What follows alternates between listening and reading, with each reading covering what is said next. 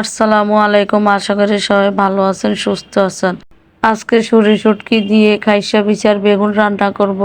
আমার প্রথমে লাগবে খাইসা বিচি। তো আমি এখানে শুকনা খাইসা বিচি নিয়েছি। এখন 3 থেকে 4 ঘন্টা পানি দিয়ে ভিজিয়ে রেখে দিব, তারপর দিয়ে নিব।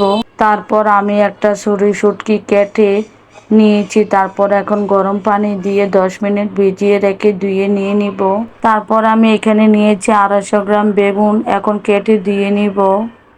আমার রান্না করতে যা যা লাগবে আমি সব কেটে ধুয়ে নিয়েছি। আর সরিষা শুটকিটা কত সুন্দর হয়েছে ধোয়ার পরে দেখেন। তারপর আমি চুলায় কড়াইয়ে বসিয়ে তেল দিয়েছি। তারপর দিয়ে দিব পেঁয়াজ কুচি, রসুন কুচি। তারপর হালকা ব্রাউন কালার করে ভেজে নিব। ভেজে নিয়েছি। তারপর আমি দিব শুকনো মরিচের গুঁড়া 1.5 টেবিল চামচ পরিমাণ অনুযায়ী। প্রথমে আমি শুকনো মরিচটা দিয়েছি, তাহলে তরকারি কালারটা অনেক সুন্দর হবে। তারপর দিয়ে দিব হলুদের গুঁড়া 1 টেবিল চামচ। তারপর দিয়ে দিব ধনিয়ার গুঁড়া 1 টেবিল চামচ। তারপর এখন সব একসাথে মিশিয়ে সামান্য পরিমাণে পানি দিয়ে মশলা কষিয়ে নিব।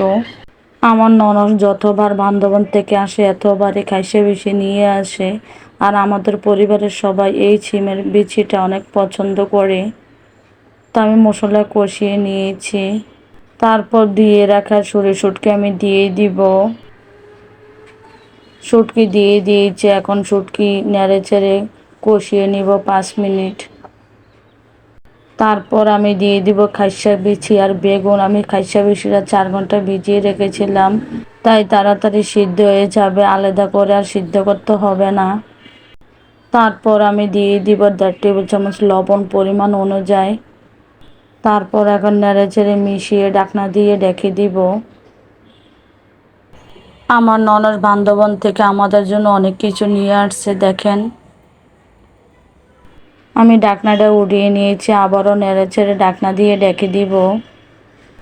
তরকারি কষিয়ে নিয়েছি। তারপর আমি দিয়ে দিব অল্প করে গরম পানি। তারপর তরকারি নেড়ে চেড়ে পাক উঠিয়ে নিব।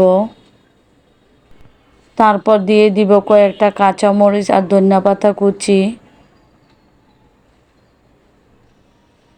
তারপর এখন নেড়ে চেড়ে মিশিয়ে নিব। আমি একটা বিচি উঠিয়ে দেখাচ্ছি ভেঙে সিদ্ধ হয়েছে কিনা আপনাদেরকে। তো দেখেন সিদ্ধ হয়ে গেছে। তো আমার রান্না শেষ, এখন আমি চুলা বন্ধ করে দিব। বাসায় যেদিন এই রেসিপিটা রান্না করি সবাই তৃপ্তি করে ভাত খায়। তো মাশাআল্লাহ দেখেন কত সুন্দর হয়েছে। আমার রেসিপিটা আপনাদের ভালো লেগে থাকলে লাইক, কমেন্ট অ্যান্ড সাবস্ক্রাইব করবেন। আল্লাহ হাফিজ।